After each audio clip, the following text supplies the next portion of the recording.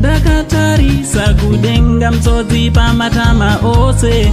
Mastreets social media ndinoswera ndichiona kuti nyaya dzacho dziri kufamba sei vazukuru. Pane nyaya yanga ichinetsa yatati tigadzirise pazuva ranhasi.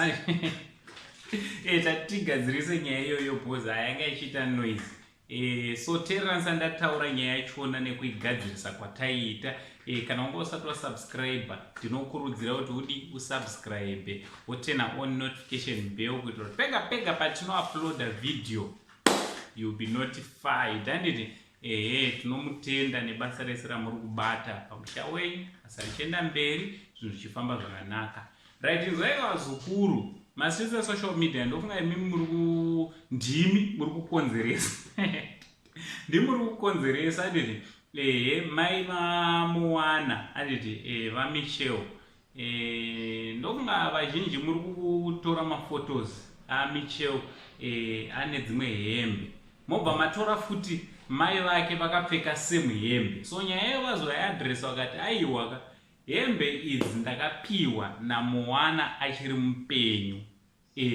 Hembe idzi hanzi musikana akangotora hembe dzese ubva apa umai vake pane chakaipa here ipapo. Hapana handiti. So yatova noise kutoti vakutopfeka hembe dzemufi asati atovigwa. Aiwa zvisirizvo. Kangani vazukuru muchipa vabereki venyu kana hembe. Hembe chaidzi. Kangani muchitoro hembe muchipa vabereki. Kana wapa munhu chinhu hati chine chave chake zvokuti akambotora maphotos nacho imazomuona ainacho zvinenge zvisina problem vazukuru. But ndoda kumbobvunza ndiri ipapo vazukuru, why is it vanhukadzi kumacomments uku mune makaita take namai vaMichelle zvakanyanya? Why is it ladies muri kuita semakaita take neumwe wenyu? Chii chiri kumbonatsoitika chaizvo ngataura nekumacomments kuti zvinhu zviri kufamba sei handiti.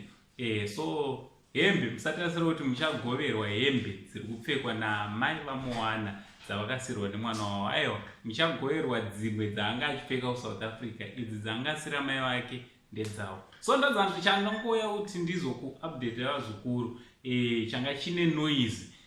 So tiri kuti nyaya yachona yave settled. Handidi futi kunzwa munhu anokanda maphotos iwawo. Ndimai havasi mutorwa, vakapiwa hembe nemwana wavo achiri mupenyu kuti mai vangu chipfekaiwo makadai. So hapana chakaipa ipapo. Na Uncle Saint, the only Zimbabwean uncle, chibva ndati much love.